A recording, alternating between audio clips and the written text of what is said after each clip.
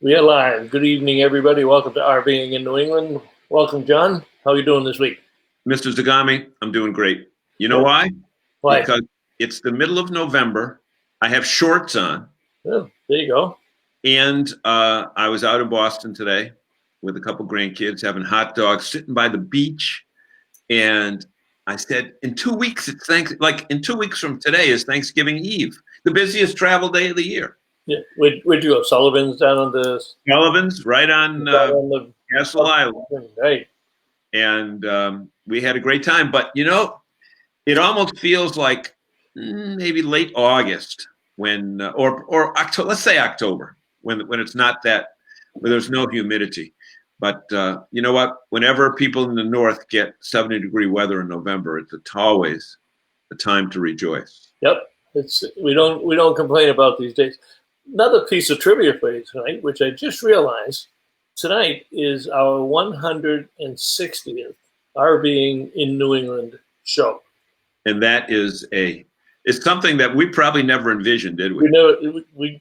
We probably didn't think we'd get to 16, never mind 100. Yeah, I know, 60. But it's important to say, and you're too modest to say it, but you're a veteran.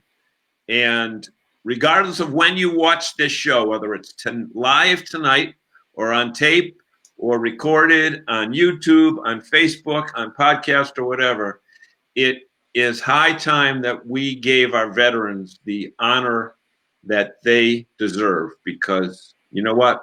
Freedom ain't free.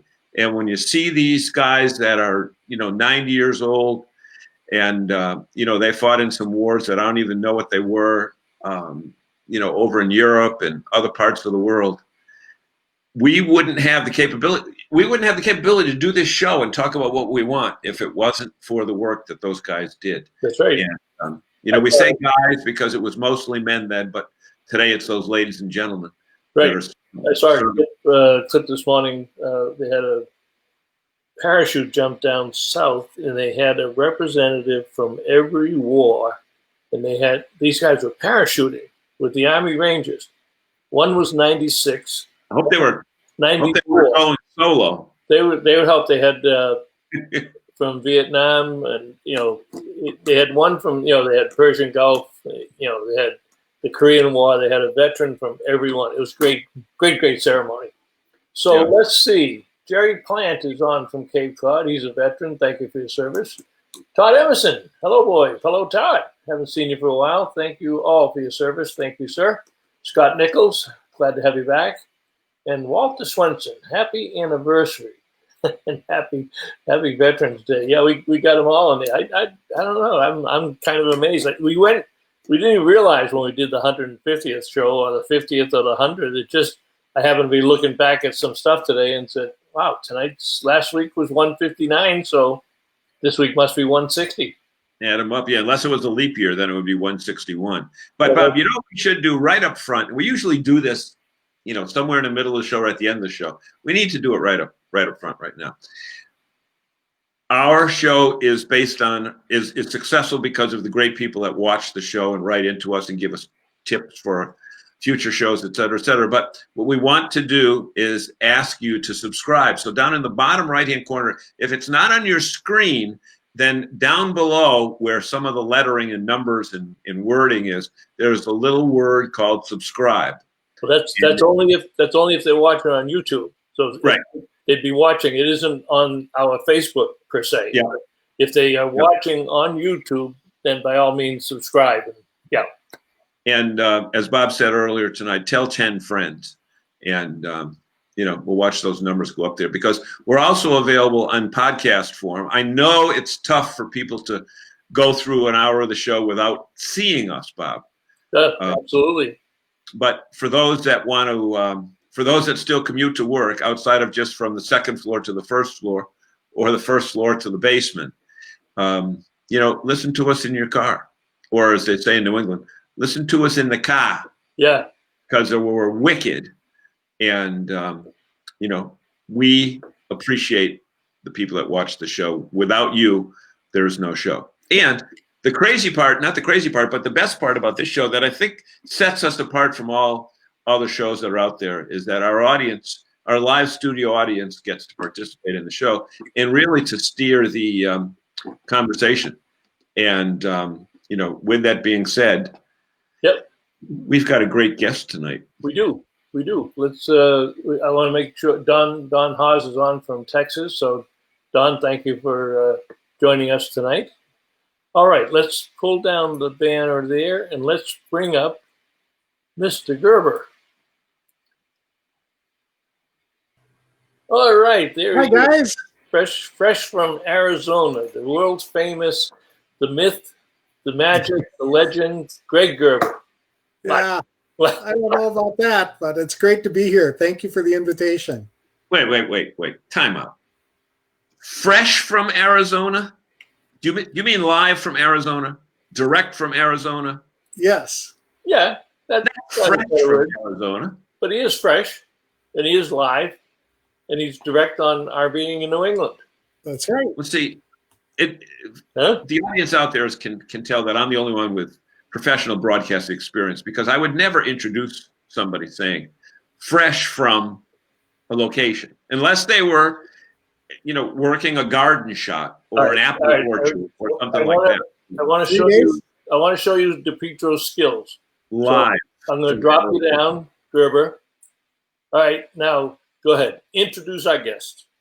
Ladies and gentlemen, coming to us fresh from Arizona tonight is RV journalist extraordinaire, podcaster, broadcaster, journalist, scribe, the one, the only, the fresh, Mr. Greg. And I am fresh from Arizona because just 3 days ago I was up in snowy Wisconsin. Wow. So the temperatures from when you left till right now, Greg, give us a little range of what you've dealt with. It was warmer in Wisconsin, believe it or not. When I left, it was 72 degrees. And when I came to Arizona, there was a winter storm warning up in Flagstaff as I was about to drive through. And so the temperatures here haven't been above 70 since I got back. You must really be kind of messed up. Yeah, I am super messed up. You know what? Nobody knows what month it is. Because of the, we're watching we were watching hockey and basketball a couple weeks ago. Yeah.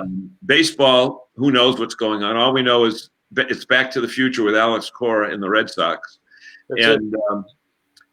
Football's had on and off. I have no idea what's going on in college football. Every once in a while you hear of canceled games. Wait a minute. You don't know what's going on in football this Saturday? Coming up? Yeah. I don't. Notre Dame is playing at Boston College. Oh, yes. Okay. Notre Dame just beat Clemson. Boston College almost beat Clemson. So they got a holy war at Boston College on Saturday. Yeah, the Catholic boys. Yeah. Probably which 80% of the teams are not Catholic. Probably not. However, Adam Park says to say hello. But it's virtually, you know what? Notre Dame is one of the best places in the entire United States to, what do you call it when you go to a football game 3 days early? Tailgate. And they have these wide open flat fields that people start showing up on Tuesday and Wednesdays. And in BC, you can't do it because they're landlocked in the city, and you have to pay like $10,000 a year just to get a parking spot for a car. So forget bringing in you know what? Let's not promote BC football because you can't bring an RV there. Can't bring an RV. To hell with them. Okay. However, one thing I know about BC football is that I interviewed Brian Kelly, who actually went to the same high school and same college as me, before the BC game, and I said to him, I said, Brian, it's a long journey from Chelsea to Chestnut Hill. And he said, you know what? Nobody's ever said that. But here's a kid who grew up in Chelsea. Well, that's because you're a broadcasting professional. I guess that does it, right, Greg?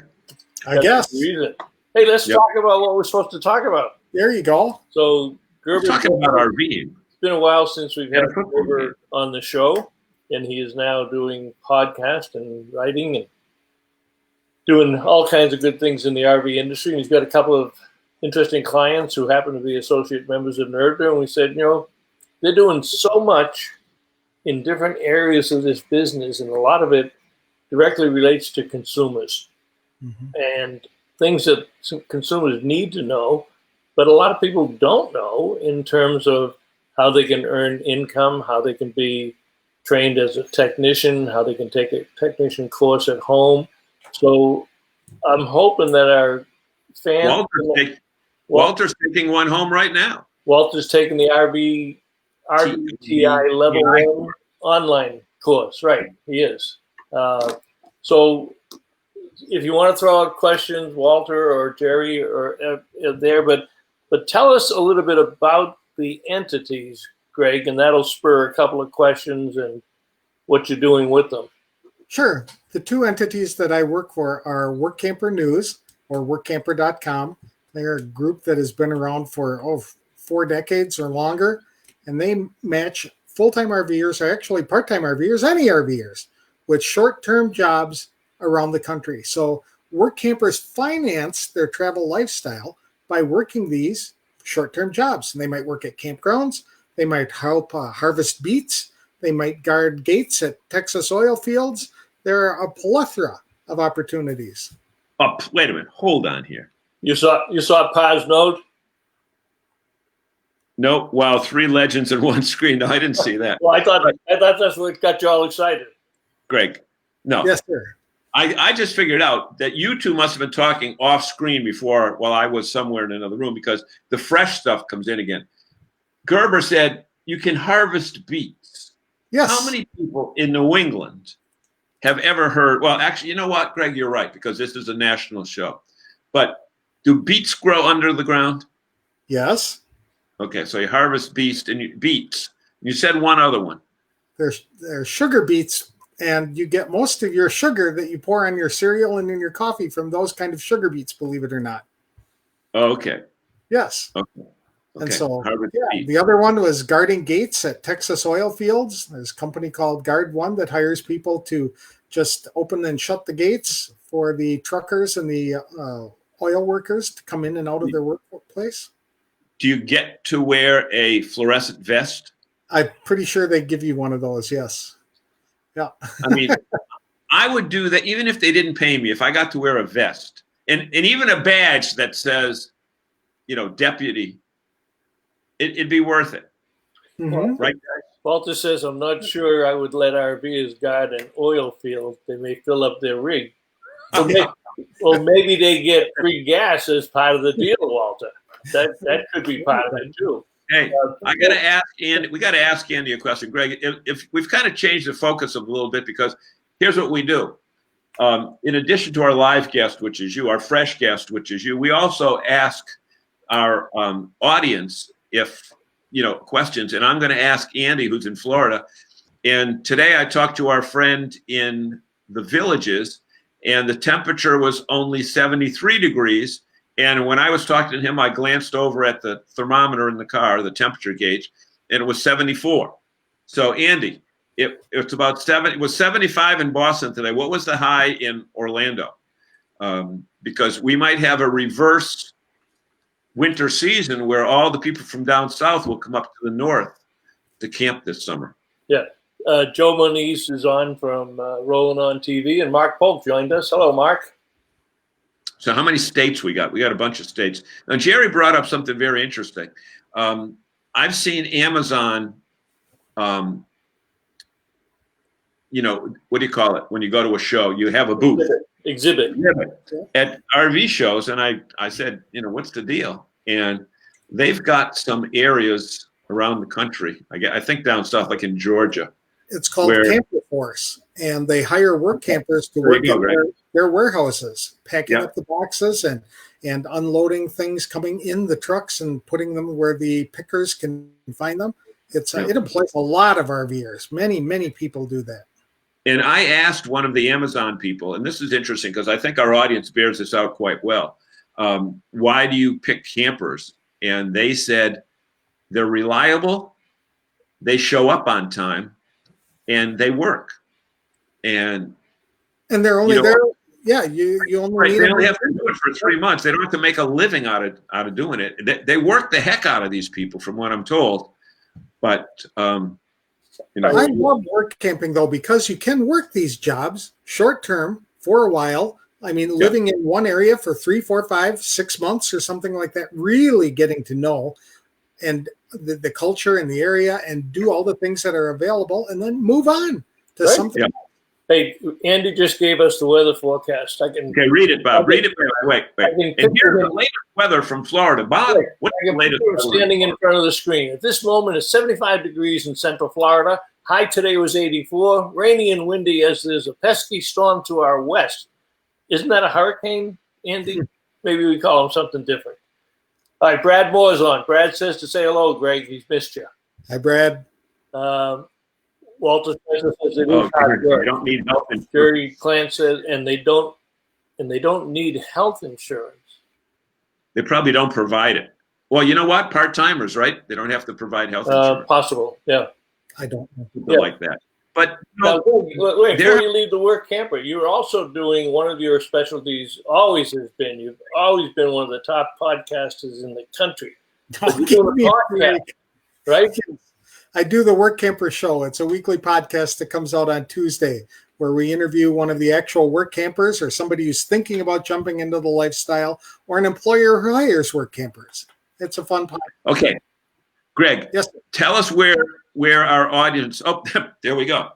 Tell us, but Bob, give us a website, because the thing I've found when I've listened to this show is that you really learn, kind of like this show, you don't necessarily learn from the host, but right, Greg, you learn from the guest. What's the URL on the podcast, Greg? Workcampershow.com. The Workamper or just Workamper? Workcampershow.com. Okay, there you go. I believe you can access the podcast from the Work Camper website, which is, of course, workcamper.com. Right. Yep. Now, Andy Parg worked on the Today Show when Willard Scott was there.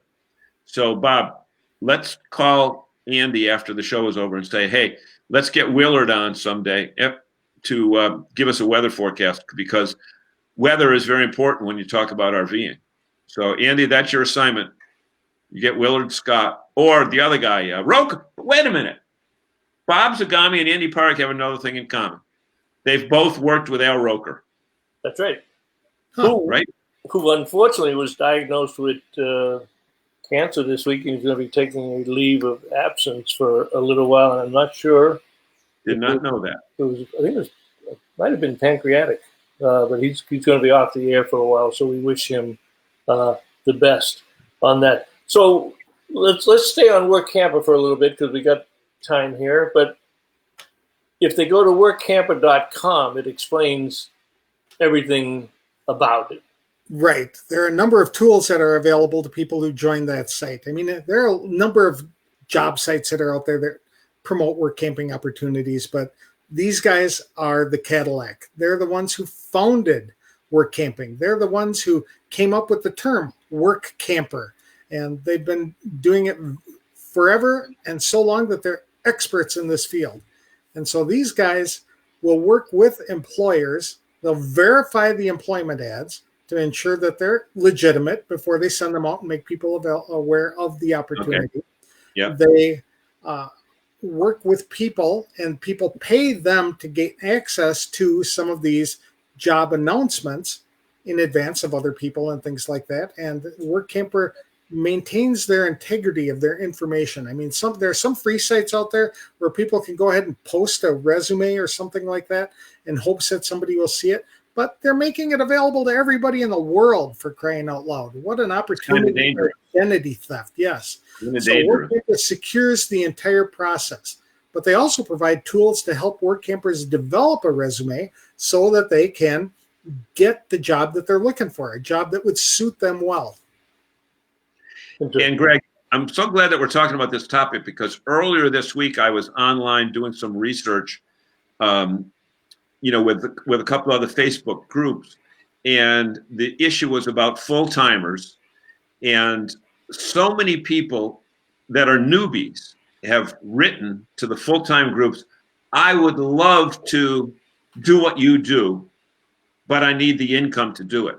And the fact is, if you're going to full-time, you probably don't, you might as well just move to another area and buy a house if you're going to stay there for a long period of time. But what Workamper does is give you an opportunity to do, winter, spring, summer, fall, do a different gig each time. And, There's been a tremendous boon this year because all of the employers shut down and sent their workers home. And then they discovered that, hey, people are still productive when they're working at home, not in the office or in the cubicle. So they said, you can stay home. And then people are saying, well, if I can work from home, I can work from an RV anywhere I have electricity or an internet connection.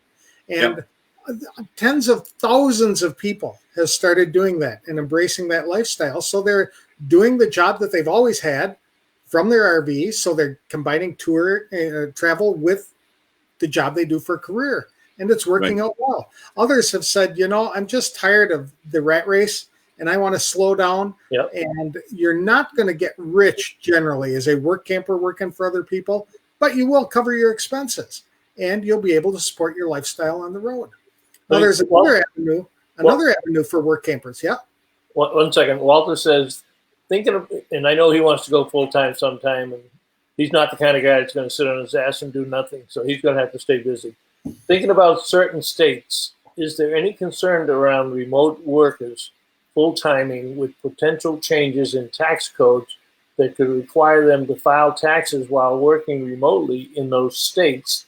That's all the one states. Anyone watching how this is developing for full-timers? Right. We haven't heard nothing about that. No, I haven't heard. Impacting the RVers, no. It's something that we're going to monitor because some of the states are looking at the gig economy, and that's technically what this is, as another revenue source.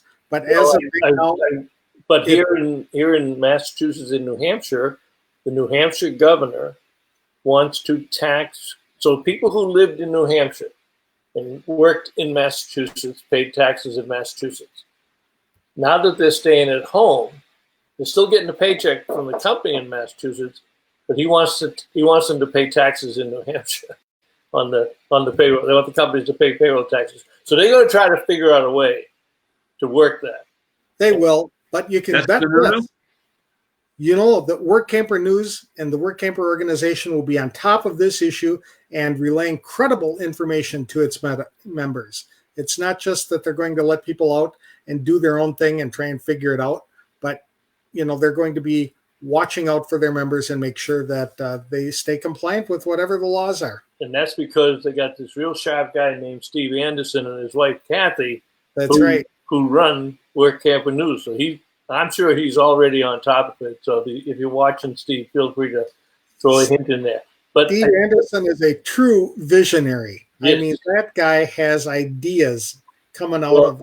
Let's talk about one of his ideas, because I think it's where you were going. But if it isn't where you were going, I'm going to change your direction. Okay. Talk about that. The RVer School. Yes, it's something that just started because not only have people been, working from their RVs for the jobs that they've had forever, a whole new group of people are coming up and saying, I'm just tired of working for other people, period. And they want to run a business of their own. And because of the gig economy, they can do that. So the problem is define what you mean by gig economy for those folks that may not be familiar with that term. Like that's people or companies that would hire somebody to do a service for a specific period of time for a short, or whatever particular service it would be. So if you did marketing, for example, rather than hiring a full-time marketing expert, they would hire somebody part-time or for occasional work or for a project. And that project would be called a gig, and they'd be paid after that. And so that's where nothing to do with gigabytes like Walter would have thought. I'm excited about this one. Not that I'm going full time. I'm long past that, but I'll bet a lot of people looked at Workamper and said, I could do that. But as you say, you're not going to get rich quick doing that. Right. However, entrepreneurs, if they got a good idea, they do get rich quick. So this is kind of another one of Steve's brilliant ideas. But absolutely, I think it's a perfect timing because of what you said. We're socially mobile. We can work anywhere. They can homeschool anywhere. So tell us about this. The Small Business RVer School is brand new. It just launched a couple of weeks ago. And so what it does is it guides people from nobody learns how to run a business. Nobody is taught how to be an entrepreneur. So they come into owning a business kind of with an employment mentality, right? The steady paycheck, you tell me what to do, I'll do it, and I'll collect my paycheck and go home. When you run your own business, you have to have an entirely different mindset, and things have to be done in a specific way. And this school, over a course of 26 different lessons that involve over 70 different videos, teach people how to start and manage a business. It goes into the why. Why are you in business? Because that's important. Who are you going to serve? What are you going to provide? Is it a product or is it a service? How are you going to price that product or service? What are you going to do about taxes? What are you going to do about accounting? And so once you complete this, you have all the tools and all the information you need to be a successful small business owner. And so this is it's a self-directed, self-paced course. Everything is done online. You get access for a year once you pay for the fee, and then you just go in whenever you want, listen to the videos, read the materials that are provided to support that, and they teach things like motivation. They've got lessons from Zig Ziglar, who is one of the nation's most famous motivational speakers and planners and things like that. They've got information from Mark Kohler, who is a special guy in that he's not only a certified public accountant, he's also a lawyer. So this guy is a brilliant resource for small business owners, and he leads some of these lessons as well. Probably a boring guy to go to lunch with, though. I don't think so. Lawyer and an accountant. I went fishing with the guy, and he kept me captivated for 3 full hours. I mean, my goodness, yes. Did you get a bill for professional services after? I did not. Greg, let me ask you a question. I know there's much more to talk about with that, but was this program started with COVID in mind, or was it was its inception coming regardless of whether or not COVID? Steve has wanted to do this for many years. In fact, he developed this curriculum himself with the cooperation of the Ziglar organization and Mark Kohler, but most of it is Steve's brainchild. So he's been working on this for a long time.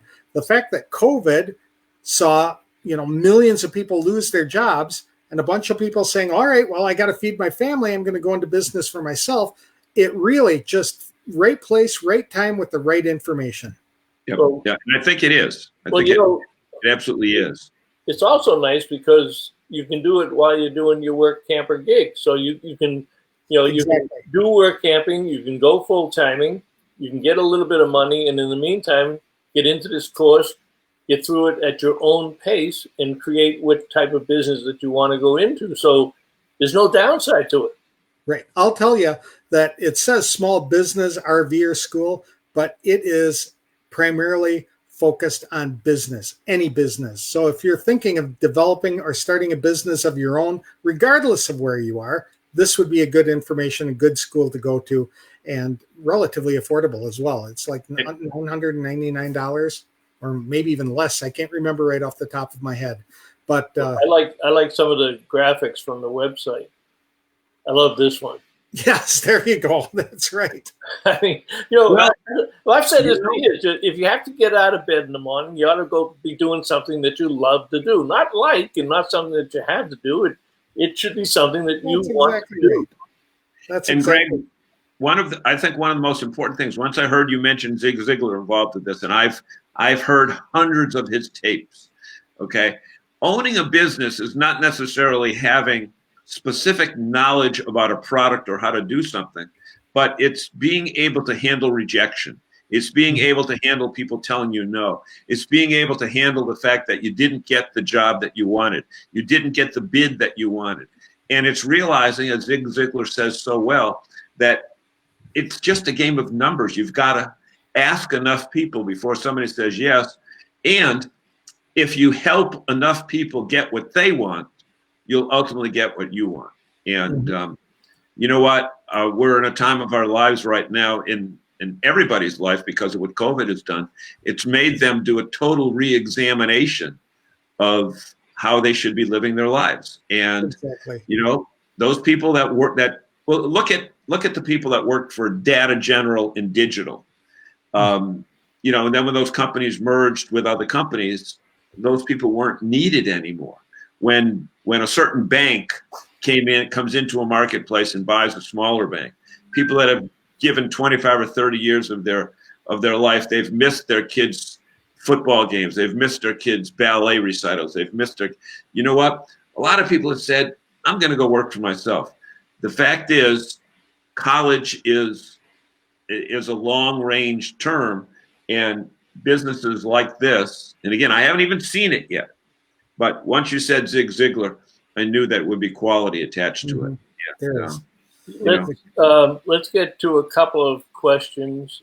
Frank Cates says, with this upsurge in training on repairing travel trailers and RVs, talk about the acceptance of older units in good condition and how the campgrounds in particular allow or disallow these 10 years or more into their campgrounds. I'll take the first shot at that. That typically, Frank, is a rule that can be broken and is often broken if the RV is in good condition. If somebody has maintained it in good condition, it represents what's there. If it's run down or somebody wants to get in there with it and be a squatter for the next 5 years and not do anything and have a dirty site, then they have every right to throw them out. So I think that's more on a person-to-person, individualized basis. I can't picture them taking anybody that's got a good-looking rig that's maintained properly, and you have references on other places that you stayed. I don't see that as being a problem. Jerry Plant, who is a full-time, not full-time, but he's got a big motorhome that he runs around the country in. The 10-year-old is just, the 10-year rule is just a tool for campgrounds to not get stuck with a junker to dispose of. Explain that, Greg. Explain what he just said there, because it happens. I guess, yeah, some junkers can show up at a campground and then they'll just stay there, forever. And campgrounds don't like that to begin with because they're not licensed to have that many, long-term stays. Sometimes some states require them to be in and out after X number of months, etc. Well, I think nobody wants a junker to pollute their campground. I mean, you see these things, they show up, they look like trailer trash. They pull all of the crap into the yard and into the lawn. All right, but I know Jerry better than you. My guess is what he means is they come in, they get a registration, and they pull in this absolute piece of garbage, and they set up. Then they get in their car, and they go home, and they never come back. And it's, really? Yeah, and it's the response. I've never heard of that. That's smart, really. That's how they get rid of the old RVs. Okay. Then they disappear, and the campground, first of all, they got to destroy somebody else's piece of property. They got to take it off. They got to try to get them certified letters. Some of these cities and towns now want eviction notices. Yeah, that's a whole nother world. I've got a solution for that. What? I got a solution for that. They, rather than drop their campground or their junker RV off at a campground, they can donate it to the National RV Training Academy, and they will use that to teach technicians on how to fix and repair and work on RVs. That's right. And they get a tax deduction. That's a great segue. But let me see what else we got here. Jerry Plant says I'm correct. See how smart I am, DePietro? I knew exactly what Jerry Plant was talking about. Right. But you guys are going high tech. I'll tell Jerry how you get into campgrounds or how not to get into a campground.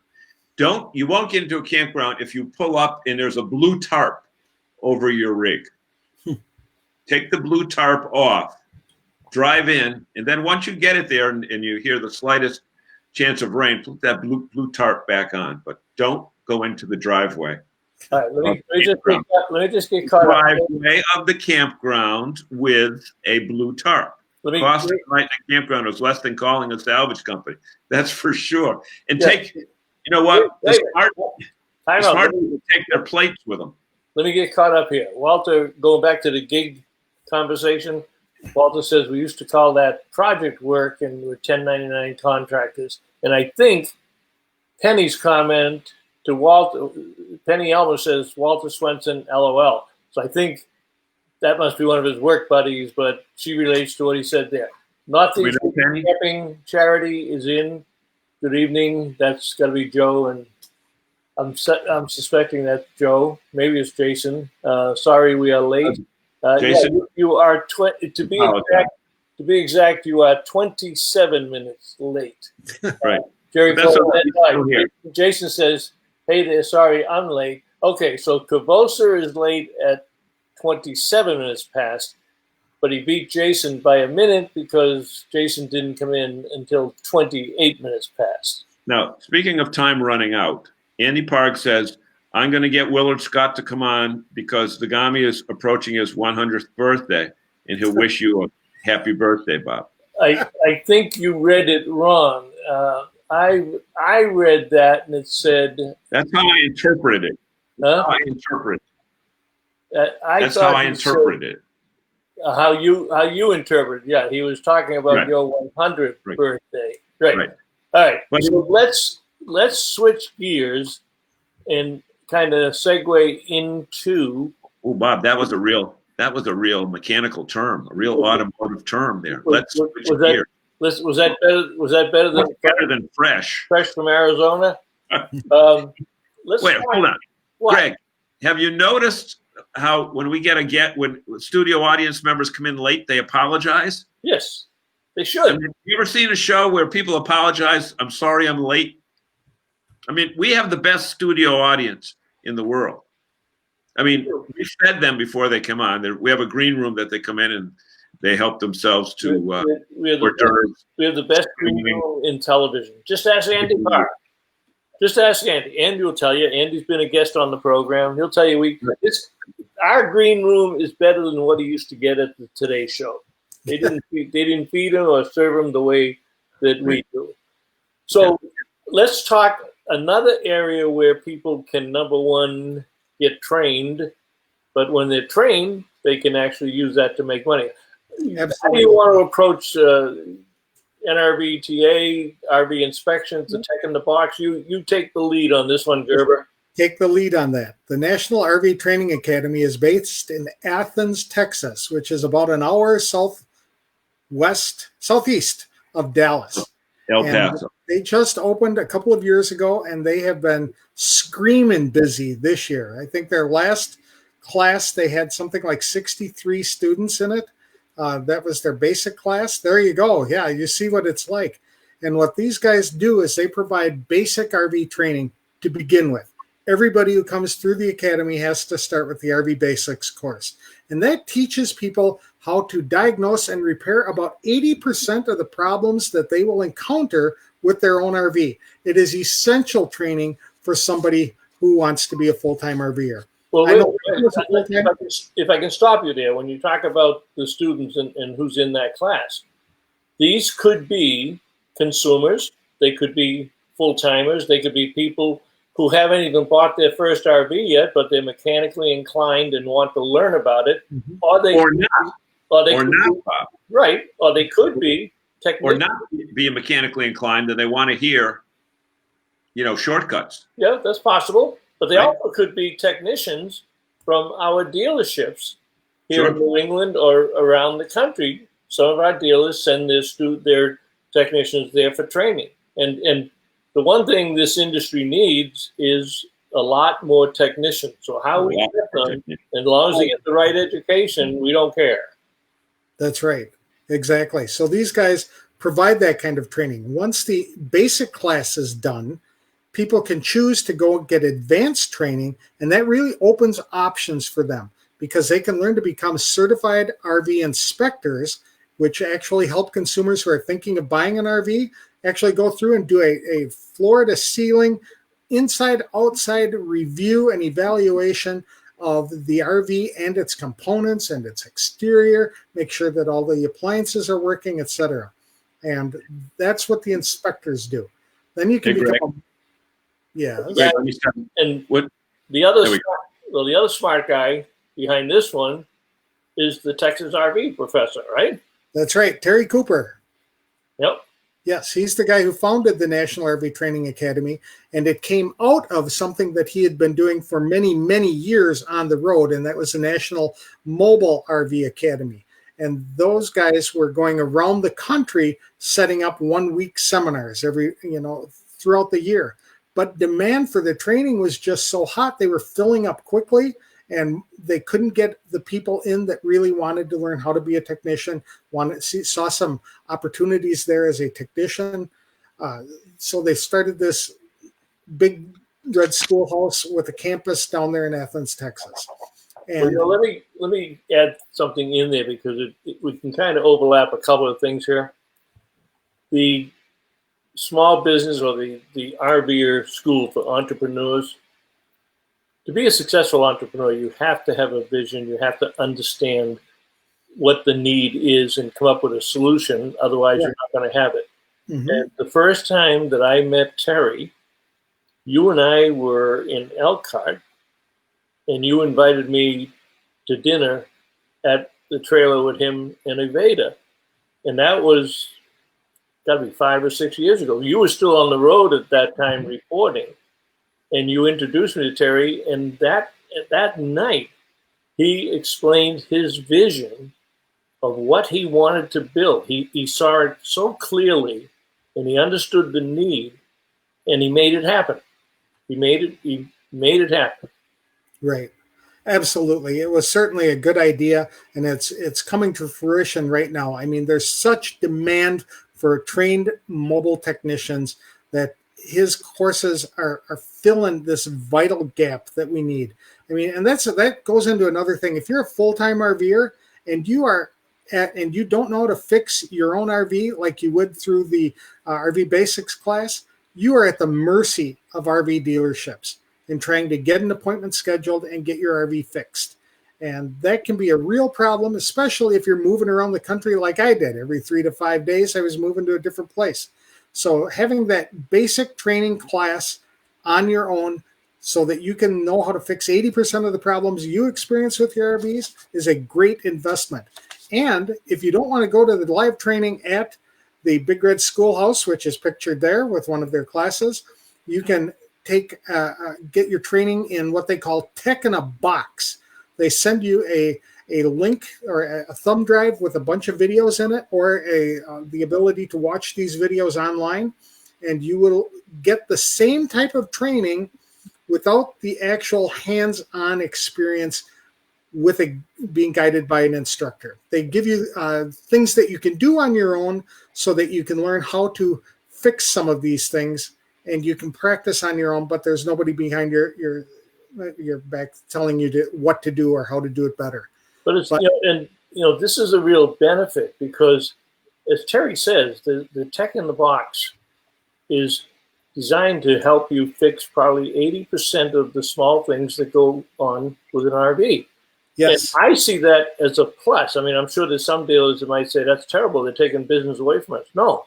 What they're doing is they're offloading a lot of the business that would be small jobs that a dealer doesn't have time for, that if we educate the consumer better, they're going to take care of those. And you're going to have a lot less complaints from people about not being able to get an appointment for service.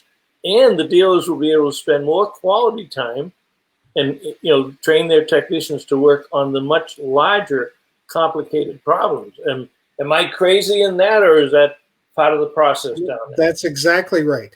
Because if we can get the technicians, the trained and certified technicians who work at dealerships, and give them the big problems that really require specialized knowledge, specialized training, and specialized equipment, it will help everybody.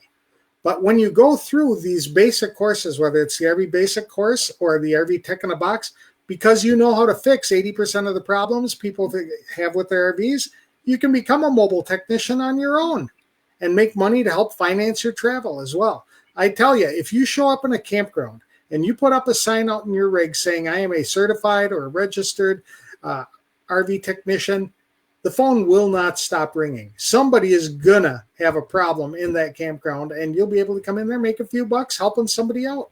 And I think that's a great opportunity because a lot of the inspectors or the technicians, they move around. They may be mobile. Are we finding more? I would hope we're finding more receptivity by the campground owners to have a technician in the park.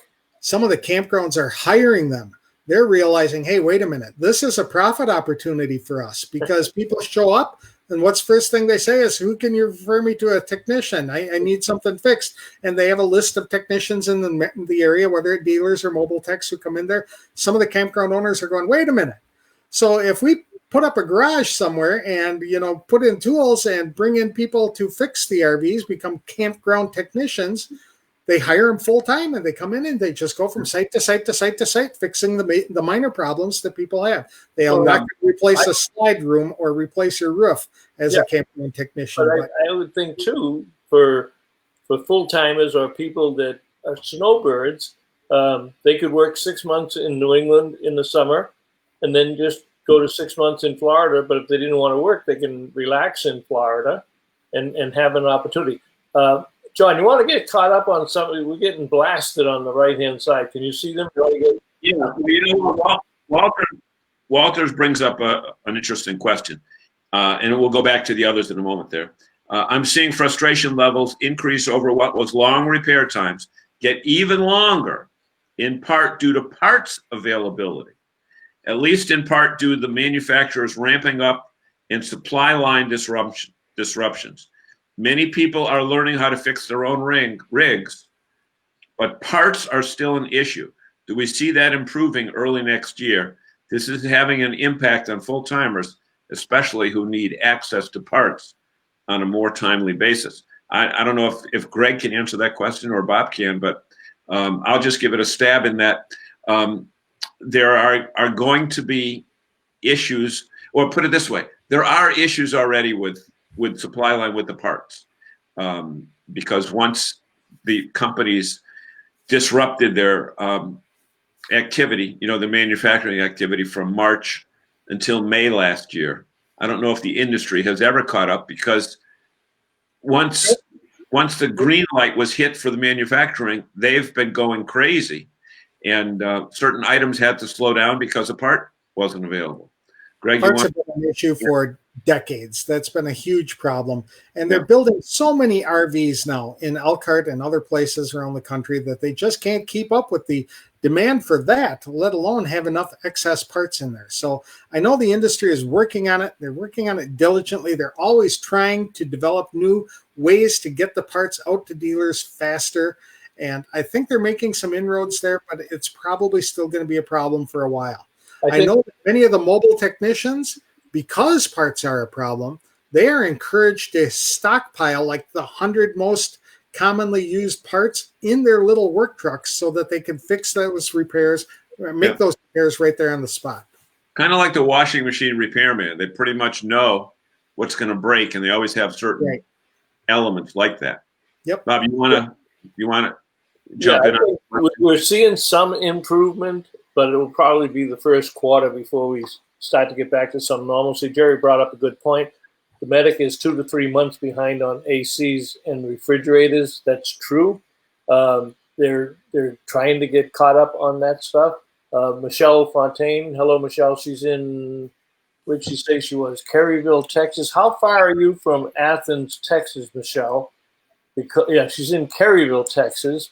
Because if you're close enough, you really ought to go by and introduce yourself to Terry and Steve and Evader and Kathy and check out what they've got down there. Probably a good segment for rolling on TV. But she mentions that some warranty companies are now letting certified mobile techs take care of the work, and they reimburse the tech directly. That is not just the warranty companies, because the new RVTI Academy in Elkhart is training mobile techs also and consumers. And this is what's great about this. We've broadened, we're not just saying, let's train 10 technicians this month. No, let's train 20 in Elkhart, let's train 20 in Texas, and let's, 20 someplace else, because we need about 5,000 to 10,000 technicians right now. Right. And but the warranty companies several warranty companies are going out because they guarantee people certain response at a certain time. They are indeed building up a stable of mobile and independent RV shops to complement the dealers that are in their network. Why? Because we've got so many new RVs on the road. We have so many new RVs. The dealers are strapped just to get the current customer business out and the new products and the PDI. So it's a great time for the RV industry, but we have to do it right. We talk every week about managing expectations for consumers and when they have repair stuff. Look at Bob. Another point here, Don and Pat. Don, one of the Haws said, think of it as a home inspection for your RV. Now, Greg was a guest on. Actually, we talked about it last week. The Camper Report show a few weeks ago. We did a segment on why to consider having your RV inspected prior to buying it, and both from a pre-owned unit to a new unit. If you're going to spend $35, $40, $100, $150,000, doesn't it make sense to drop $300 or $400 or $500, whatever the price is from the individual inspector, to have it looked at? Because there are things that could leave the factory in great shape, but drive them 1,000 miles in today's interstate highways, and there are things that can shake loose. And we had so many favorable comments on that, Greg, from people that watched it on YouTube and said it does make sense. Why would you not find that issue before you bought your product? We've got a couple. People have been making really good money as inspectors all around the country. In fact, in some parts of the country, they don't have enough inspectors to keep up with demand for the inspection services. And let's talk about that. And of course, that's an adjunct to the training academy. But there's another plus to this that we haven't talked about. And I know that Don Haws and Pat are at the Texan RV Park right now. They're doing a Workamper stint down there. The beauty is, well, tell them what the benefit is of the park and what's at the park, Greg. Well, they bought this big RV park in Texas to build the big red schoolhouse that we saw a little while ago. And what they do is people can come in their RVs, stay in the RV park, and take the training at the school, at the big red schoolhouse. But what this does that I think is really good, and nobody really understands that, is because they have so many different RVs staying at that park, the technicians have access to a bunch of RVs when they're trying to learn how to fix and diagnose the problems. So they can go out under the park and play around with each other's rigs because they might have different equipment on it, different model years, etc. And I just think it gives a much better educational experience having it at the RV park. Well, what about a person who's in the RV park and they have a problem? Do they go? do they walk over to the big red schoolhouse and say, "Hey, I need a technician"? How does that work? I don't know if they've got that kind of service there yet, but I'm sure if you stop in the office, they'd probably be able to help you out. That's amazing, and like I say, the students themselves can stay right there and work on each other's rigs. Or just even see how it's done, so they'll be better prepared for when they encounter that type of problem out in the field. Now, you talked earlier about donating the old rigs to the school. Yes. But I know that there are many companies, many supplier companies in our industry who are fully supportive of the RV Technical Institute in Elkhart and the National RV Training Academy. Why? Because we need more technicians. So we see companies like Dometic and Norcold and Carefree, or awning companies who are donating brand new products. Correct me if I'm wrong, but donating brand new products to the school so the technicians can be trained on the latest and the greatest equipment that's going to be in that new RV with that new RVer who doesn't know what they're doing. We got to be prepared for them. Yep. And it's not just old RVs that have issues these days. Mm-hmm. Right. Sure. And if you're buying any RV, it needs to be inspected beforehand, just because there are so many problems that can go wrong with it. And even the new ones have some issues that need to be identified before the sale is completed. But if you're buying a used RV, for sure you want to have that inspected too. Well, and new homes get inspected too. The bank is not going to give you, the mortgage. I feel bad that we're not getting to a lot of our questions, but we thought this might take on a life of its own. But what I do ask, Greg, and we got about 5 minutes left here, after the show tonight, tomorrow, go back through all the comments and answer any that we missed that with additional information. John and I also do that. And anybody who has posted a comment, and I know we got some new people on here tonight, I apologize for not getting to you, but we will also do that. And let me just get, Bert Beavers says, headline from internet, how an RV repairman, oh, I saw this headline the other day, how an RV repairman makes $20,000 per month answering questions on Just Answer. The 20K number started in May. And this is an online guy. He was in a parts and accessory store, a service department. So he signs himself up with Just Answer, which is some service that you call or something, and you have to pay for it. And the guy's making $20,000 a month just answering questions for RVers. That's tough work. Yeah. So you don't even have to get up underneath it. You can be talking with a customer that wants to buy a part and say, excuse me, I got an RV on the phone. I just have to answer this guy's question and take 10 minutes and bingo, it goes to cash register. Good point, Bert. Don Haas says, you learn on your RV and other RVs as well. So he's talking about down at the ranch. Walter Swenson, campground access has been problematic at best this year in many areas. How likely is this to deter people from full timing? I have seen posts from people that went full timing this year and maybe didn't plan well enough and had some frustrating times getting a place to stay over longer periods. I'm going to take the side of the industry on this one, Walter.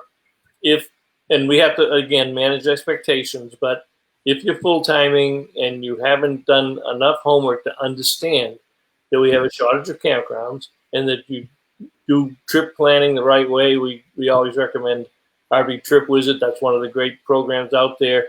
You can find campgrounds along the way. You can check their availability. You can make reservations. You can go to a KOA site. Maybe you have to drive 20 miles out of the way. But there are things in place for people. It may not be downtown Pigeon Forge within walking distance of Dollywood, but maybe within a half hour you've got something. And one of the things I was on the program, the RVDA convention today, and one of the talks was Toby O'Rourke, the CEO of KOA. And Arvik did a recent study, and her numbers were that there are probably 50 to 60,000 new sites being built right now. Now, that may not sound like a lot when we got millions of RVers out there, but campgrounds are expanding. KOA has 10 major expansion construction programs going on right now.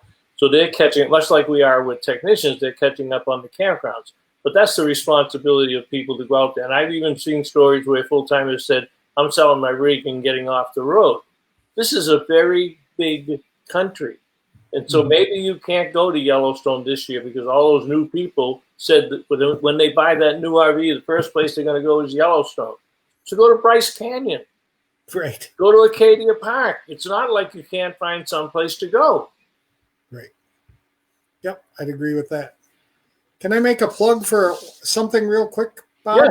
Yeah. Workamper is doing a seminar this Saturday at 12 p.m. Eastern Time, and it's to go an RV Freedom webinar in which they're going to talk about how people can have the freedom to travel and to finance it. So I'd encourage people to sign up for this free webinar. Just go to workamper.com, workamper.com. There'll be a little sign up there and sign up place there, and they can join this and learn how to finance their travel dreams. Is this I assume this is virtual?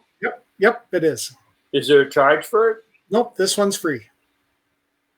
So tell us about that again. That sounds like a pretty good deal. It's just if you've ever wondered whether you could afford to travel full-time in an RV and do it in a way that makes money or covers your costs, this is going to explain it. It'll tell you everything you need to know about how to become an RVer.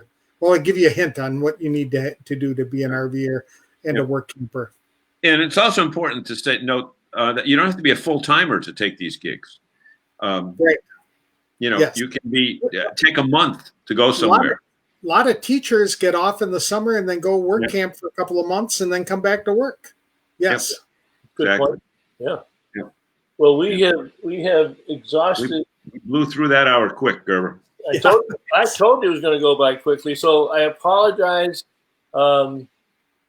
Michelle Fontaine says we're seeing construction at some campgrounds. That's good.